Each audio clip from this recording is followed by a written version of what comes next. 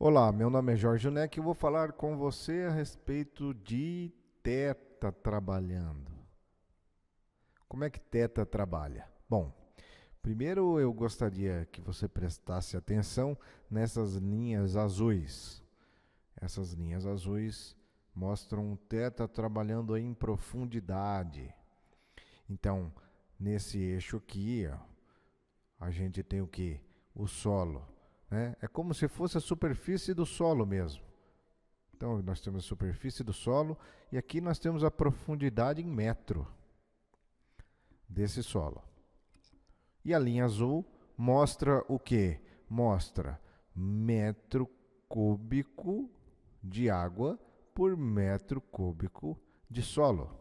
Então, em cada ponto dessa linha azul, eu tenho um cubo, ou posso imaginar um cubo, que tem lá metro, metro e metro, que dá metro cúbico de água por metro cúbico de solo. Porque parte desse cubo aqui, uma fração dele, a fração θ, é de água. Então, eu tenho aqui um solo seco. Imagine que eu estou na situação A1. Tem alguma água, mas não é muita água. Começa a chover. O que acontece com o meu θ? Ele se desloca para a direita. Então vamos supor que a minha chuva trouxe o θ até A3.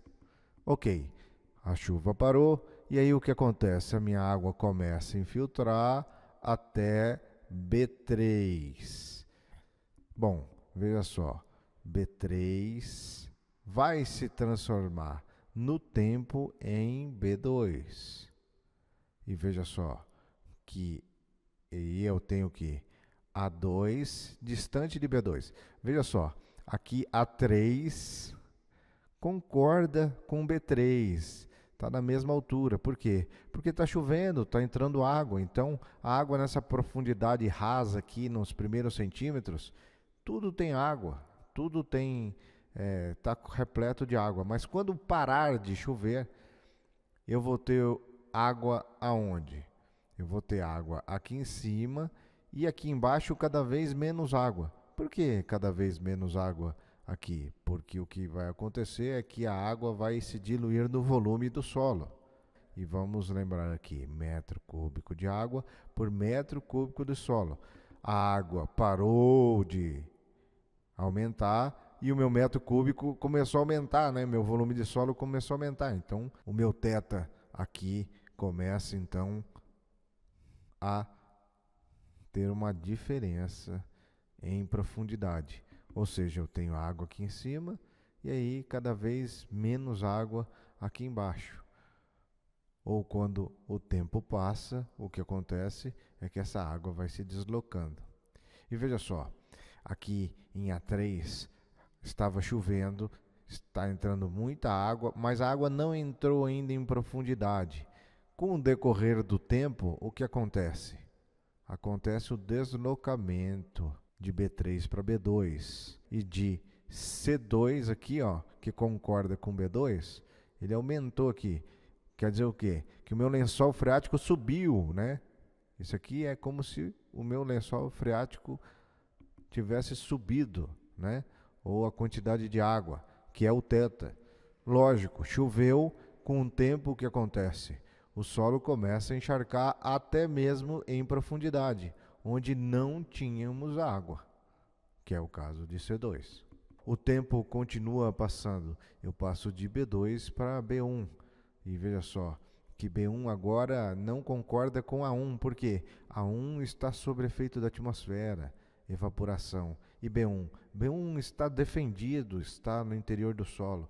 Então, meu θ aqui, ele tem um deslocamento, né? Mas é contrário.